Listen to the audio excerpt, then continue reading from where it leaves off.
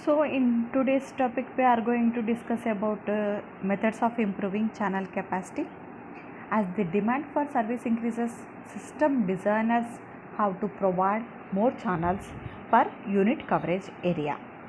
The common techniques of improving capacity are: first one, cell splitting; second one, cell sectoring; third one, macro cell zoning. So first, cell splitting. The process of cell splitting increases the number of base stations deployed, and it allows an orderly growth of the cellular system.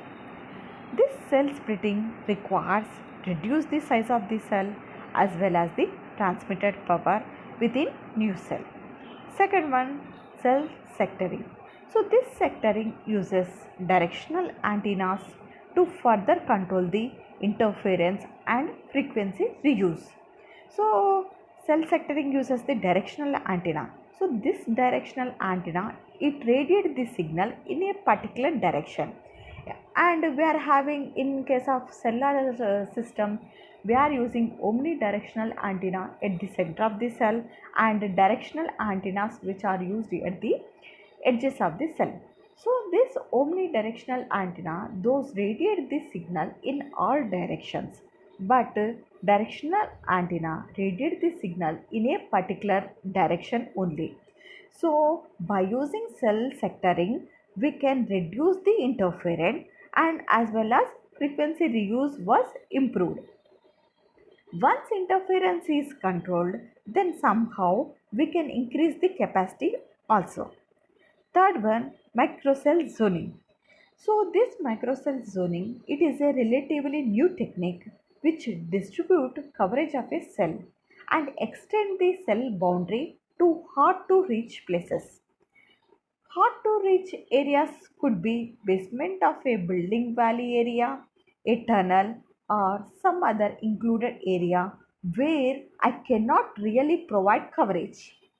And repeater technique is used to cover hard to reach places. So now we will discuss about the cell splitting.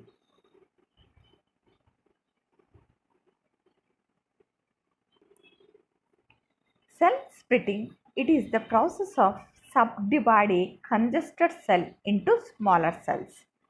Smaller cells, all of them have their own base station, but these base stations are not so high. The antennas are short and they also transmit less power.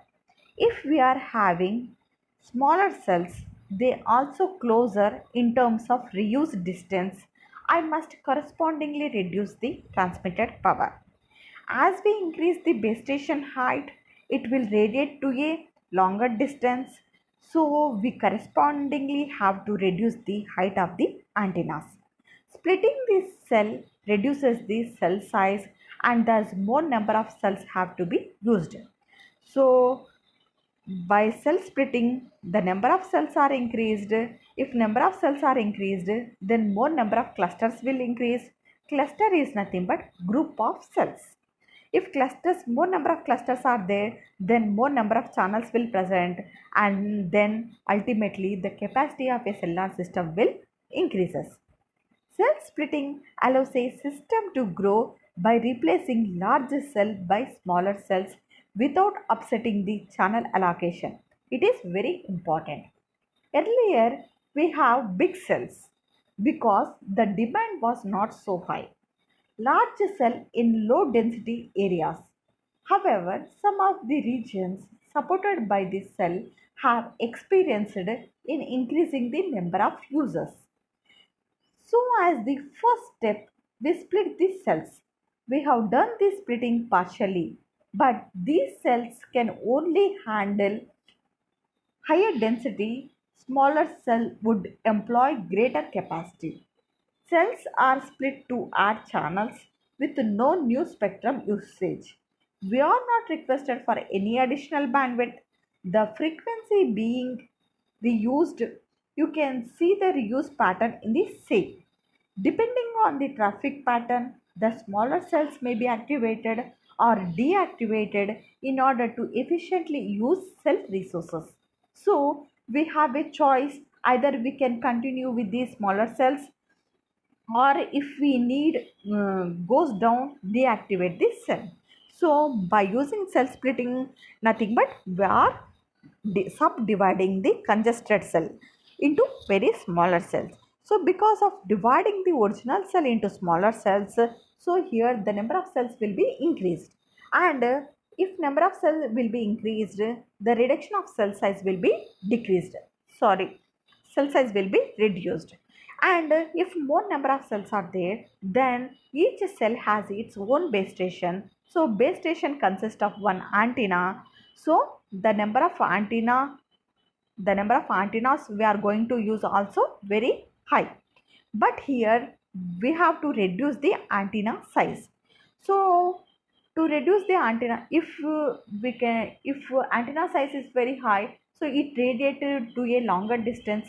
So because of that radiation, um, channel interference will occur. So the antenna size will be reduced, and transmitting power also reduced. So because of that, the frequency reuse concept was increased, and capacity of a cellular system increases. But it has some limitations. The limitations nothing but this cell splitting require more number of cells. So and each cell has its own base station. So more number of base stations are required. So it is one of the disadvantage. And another one is it requires more number of antennas. And hand of problem is more, because more number of base stations are there. When a user move from one cell to another cell, then the call will be transferred to a newer cell. So hand of problem is more, and co-channel interference is more, because the spacing between the co-channels are less. Co-channels, co-channel cells, nothing but the two cells which are using same set of frequencies. So those two cells we can call it as co-channel cells. So if the cells which are using same set of frequencies are very close to each other, so because of that, the interference problem may occur between the co-channel cells. So this interference we can call it as co-channel interference. When the traffic in an area increases, then larger cells are split into smaller cells so that the frequency can be reused. By splitting the cell, the capacity of the system will be increased, because availability of additional number of channels per unit service area is also increased. There are two types of cell splitting. One is the permanent cell splitting, another one is the dynamic cell splitting. In permanent cell splitting, everything is planned before it is actually implemented for new split cell. The assigned frequencies, the transmitter power, traffic load, and etc. are considered before only. But in case of dynamic cell splitting, the implementation of dynamic cell splitting is difficult job, because the dynamic cell splitting is done according to the utilization of dedicated spectrum and based on the traffic load.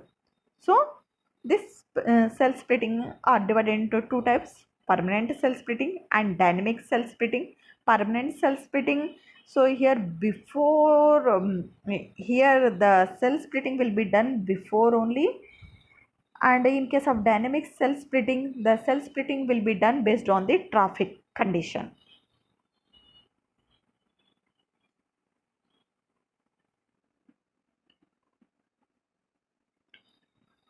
Next method of improving channel capacity is cell sectoring. So this is the method of decreasing the co-channel interference value and increase the system performance by using the directional antennas. It is known as cell sectoring.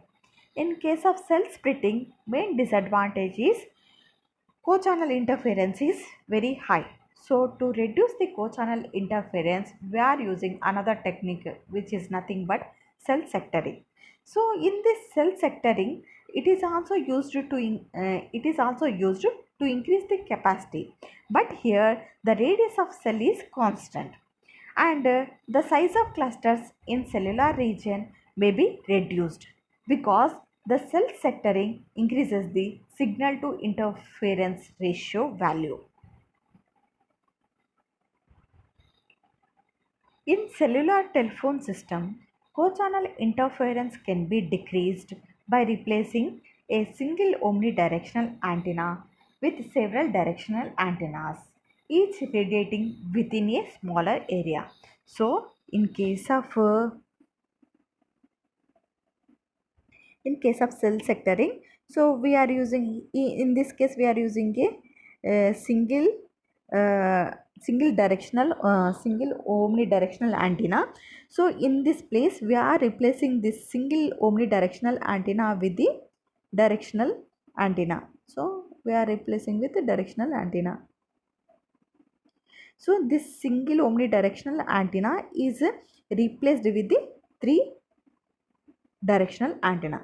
So omnidirectional antenna, it radiates the power in all directions, but this directional antenna, it radiates the power in a desired direction only, in a particular direction only. So in cellular telephone system, co-channel interference can be decreased by replacing single omnidirectional antenna with several directional antennas, each radiate within a smaller area. These smaller areas we can call as sectors, and decreasing co-channel interference while increasing the capacity by using directional antennas, we can call it as cell sectoring. A cell in the cellular region is generally divided into 120-degree sectors or 60-degree sectors. So in case of 120-degree sectors, so if we divide the original cell into 120-degree sectors, so we are having three sectors. It consists of three sectors. If we divide the cell into 60-degree sectors, then it has 6 sectors are there. So if the sectoring is 120 degrees, a cell of hexagon type consists of 3 sectors, and if the sectoring is 60 degrees sectoring, the hexagonal type cell consists of 6 sectors. If cell sectoring is used, then the channel used in a cell will be divided into groups, that is called sectored groups, and they are used only within a sector. So the advantages of cell sectoring is it decreases the co-channel interference. If co-channel interference is decreases, then automatically system capacity will increases, and this sectoring improves the signal to interference ratio, and it enables to reduce the cluster size and provide an additional freedom in assigning channels. Next, this cell sectoring has some of the limitations, which are nothing but large number of antennas at the base station. If 120-degree sectors we are using, then it requires the 3 base stations, or it requires the 3 antennas. Next, if 60-degree sectors are used, in case of it requires the 6 antennas. So large number of antennas are required at the base station. Next disadvantage is increase in the number of sectors, and cell reduces the trunking efficiency. Next one, sectoring reduces the coverage area for a particular group of channels, and here the number of handoffs are increases. So these are the limitations of cell sectoring. In cell splitting, we are dividing the actual cell, congested cell, into smaller cells. So this larger cell we can call it as macro cell, and this smaller cell we can call it as mini cell, and again mini cell is further divided into smaller cells, we can call it as micro cells. The macro cells are large cells that are usually used for remote or sparsely populated areas, and it can cover up to 10 kilometer or possibly more in diameter. Next, mini cells that are generally used in densely populated areas, and it can cover a diameter of around 1 kilometer. And next one, micro cells. These micro cells are generally used for covering very small areas such as particular areas of building or possibly tunnels where coverage from a larger cell in the cellular system it is not possible. Obviously, for the smaller cells, the power levels used by the base station are much lower and the antennas are not positioned to cover wide areas. In this way, the coverage is minimized and the interference to adjacent cell is reduced. So, now we are discussing about the microcell zone concept. Now we will discuss about macrocell concept. In cellular system, macro cells are divided into mini cells and mini cells further divided into micro cells whenever the traffic density is increases. The problem of sectoring can be addressed by the microcell zone concept. A cell is divided into microcells or zones. We are not doing any cell splitting. We are dividing a cell into three or more subzones. So this dividing a cell into three or more subzones, we can call it as microzone. Each microcell or microzone is connected to the same base station. So here, by using fiber optic link or by using microwave link, we are connecting each microcell to the base station. Each zone uses a directional antenna. As a mobile travels from one zone to another, it retains the same channel, so there is no handoff. The base station simply switches the channel to the next zone site. Consider a cell which is congested. This cell has a base station, and I am not put the base station at the center. It is slightly located apart from the center. Each cell is subdivided into three zones. Each zone is connected to the original base station through zone selector.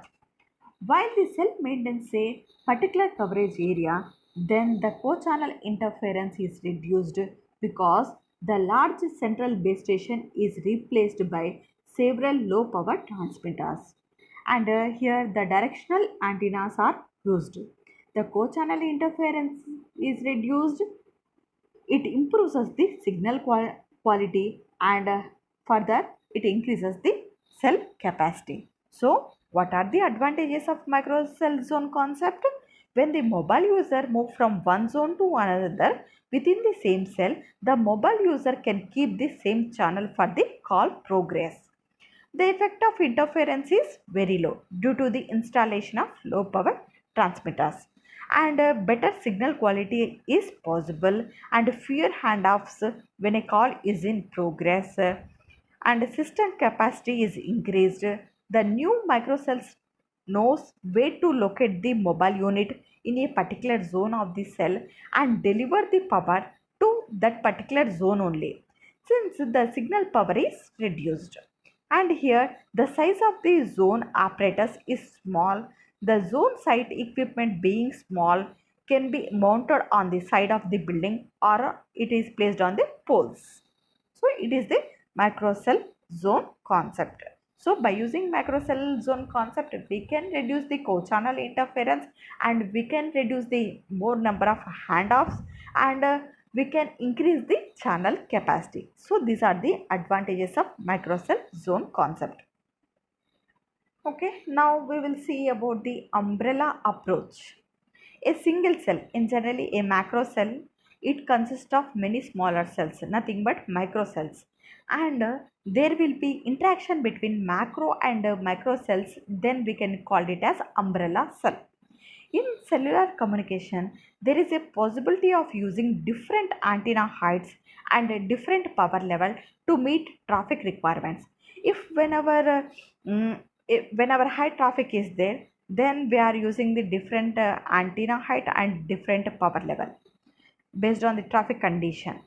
So the smaller cells are grouped and assumed to be under a larger cell. The cells of low traffic we can call it as micro cell, and the cells of high traffic we can call it as macro cell. So this arrangement we can call it as umbrella pattern. So umbrella cell is nothing but, so it is an interaction between the macro and micro cells. This setup enhances cellular coverage capacity by which both high and low cellular traffics are properly met. The advantages of the advantages of umbrella cell approach was it increases the radio coverage and it reduces the number of handoffs and it provides more number of channels. So these are the advantages of umbrella approach. So the methods of improving channel capacity are: first one cell splitting, second one cell sectoring, third one microcell zone concept. So in case of cell splitting, we are dividing the original cell into smaller cells. So here cell splitting is done in case of cell splitting, we are dividing the original cell into smaller cells. So here more number of cells are there and more number of antennas are required and more number of handoff will be there, and